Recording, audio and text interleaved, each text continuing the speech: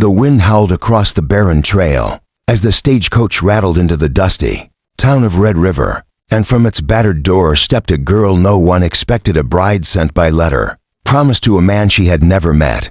Her dress wrinkled from travel, her bonnet crooked from the long miles, but it wasn't her weariness that caught the eye of the townsfolk watching from porches and saloon windows. It was the fact she wore only one shoe, the other foot bare, covered in dust, her cheeks flushed with both shame and defiance, for she had lost it when the stage was ambushed by outlaws along the road. And though the other passengers clung to their belongings, she clung to her dignity, walking the rest of the way determined not to falter. And there, standing tall at the edge of the boardwalk, was the cowboy who had written the letters, a man named Luke McGraw, hardened by years of ranch life yet softened by the hope of companionship. And when he saw her limping slightly, pride still straight in her spine, his lips curled into the smallest smile, and in a voice low and steady, he drawled, "Well now, darlin', seems you only brought half a pair of shoes. Reckon I can carry you the rest of the way." The laughter that followed his words wasn't mocking, but warm, like the crackle of a fire on a cold night. And though her face flushed with embarrassment, something in his tone disarmed her, and she met his eyes for the first time, eyes the color of the western sky before a storm. And as he stepped forward, offering his hand, she hesitated. But when his calloused fingers brushed hers, rough from rope and reins, she felt a promise there, unspoken but real. And so she let him lift her, his arms strong, his gait steady, carrying her not just across the dusty street but across the invisible canyon of her own doubt. And as the townsfolk whispered and watched, Luke set her gently on the steps of the small church where the preacher waited,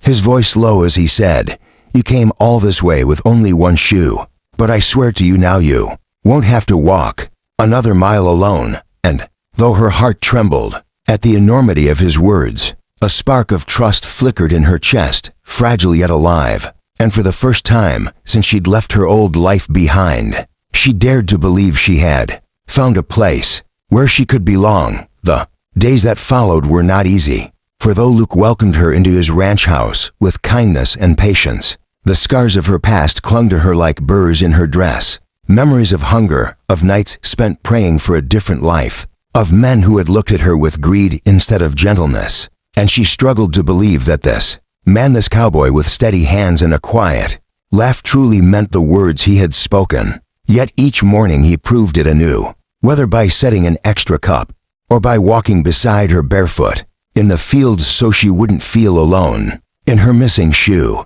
And though she tried to hide her heart behind walls of silence, one evening by the fire he finally spoke the words that broke them, his voice thick with honesty. "I didn't send for a bride to cook or to clean, I sent for someone to share the weight of this life, someone whose fire matches mine. And when I saw you step off that coach with one shoe, fighting to keep your pride, I knew you were stronger than any woman I've ever met." And though she turned away, hiding the tears burning her eyes, inside she felt something shift, as though the girl who had walked the trail barefoot was slowly learning how to stand tall again. But love in the Wild West was never without trials. And soon the test came like a storm rolling across the prairie, when the same outlaws who had attacked the stage returned, hungry for blood and plunder. And they rode hard toward Luke's ranch one fateful night, torches blazing, guns ready, their laughter cruel and merciless. And though fear gripped her heart,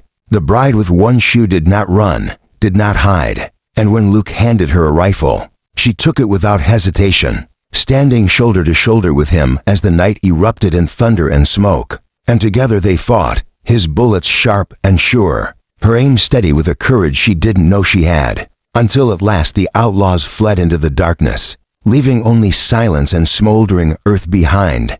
And when it was over, when the ranch still stood, and their breaths came ragged with relief, Luke turned to her, eyes shining with both pride and love, and whispered, "Reckon I don't just have a bride, I've got a partner." And though she was covered in dust and ash, though her dress was torn and her hair tangled, in that moment she felt more beautiful than she ever had, because she was seen, truly seen, and cherished for the strength she carried inside. The dawn that broke after the fire was soft and golden, painting the ranch in a light that made it look reborn. And as the bride stood barefoot in the dewy grass, watching the horizon stretch endless and free, she felt a weight lift from her soul, as though the long road of loneliness and fear had finally ended. And when Luke came behind her, slipping an arm around her waist, she leaned into him without hesitation, her voice trembling with the truth she could no longer deny. "I thought I came here with nothing, not even two shoes to my name.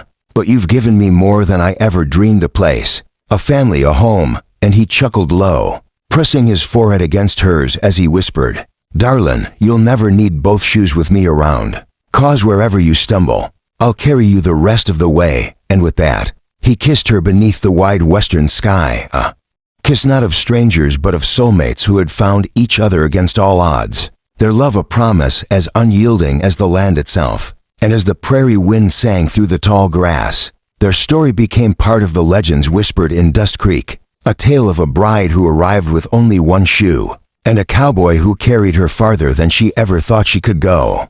Loyalty and second chances, where every sunset brings another legend to life.